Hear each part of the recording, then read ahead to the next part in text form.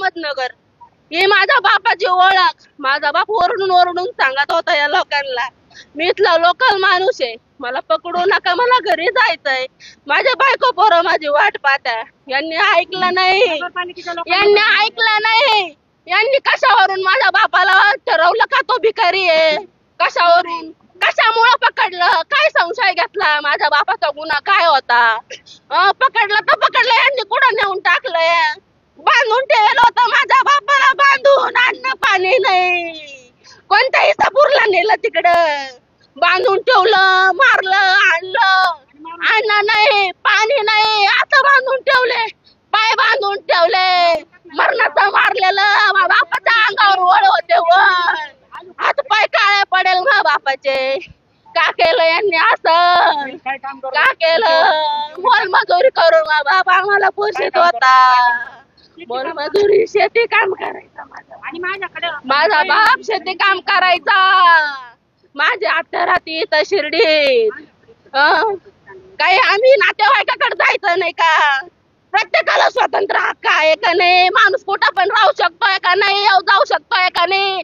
माझ्या बापाचा गुन्हा इतकाच झाला का तो फक्त बस स्टँडच्या परिसरात आढळला यांनी त्याच्यावरून संशय घेऊन पकडलं, माझ्या बापाला मारून टाकलं तिकडं नेऊन. 4 दिवसामध्ये यांनी माझ्या बापाला मारून टाकलं.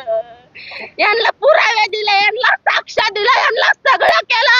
असं झालं तसं झालं, फॉर्म रिजेक्ट झाला. काय झालं रिजेक्ट? अरे तुम्हाला माणसं ओळख देते ना त्या माणसाची, तुम्ही कस काय जीव घेऊ शकते? भाऊ सांगतोय माझा भाऊ आहे, तुम्ही तरी माणूस सोडला नाही. का नाही सोडला तुम्ही माणूस? का करायचं होतं पुढच्या गोष्टी तुम्हाला? तो माणूस, त्याची काही चुकी नव्हती तरी तुम्ही उचललं. तुम्हाला पुढच्या प्रोसेस करायची गरजच काय होती? माणसाची चुकी काय होती? अरे बांधून ठेवलं, अन्न नाही, पाणी नाही, माझ्या बापाला बांधून ठेवलं होतं. खरे कस काय जगन तो? कस काय जीव घेतला माझ्या बापाचा? का माझा बाप मला जसा जिवंत नेला तसं मला आणून द्या. माझा बाप जसा उचलला तसा मला आणून द्या. मला न्याय पाहिजे, मला न्याय पाहिजे, मला माझा बाप पाहिजे. आम्ही काय करायचं? कोणाकडे बघायचं? आम्ही काय करायचं? अरे आमचा बाप गेलाय, आमचं दुःख घ्यायला समजून तुम्ही. तुम्हाला पण बाप आहे ना प्रत्येकाला, आहे का नाही?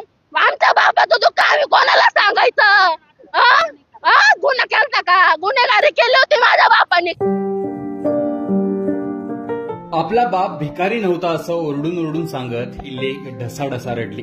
बस स्टँडवर उभ्या असलेल्या बापाला भिकारी समजून उचलून नेलं आणि तिथे मृत्यू झाला असा आरोपही या लेकीने केलाय.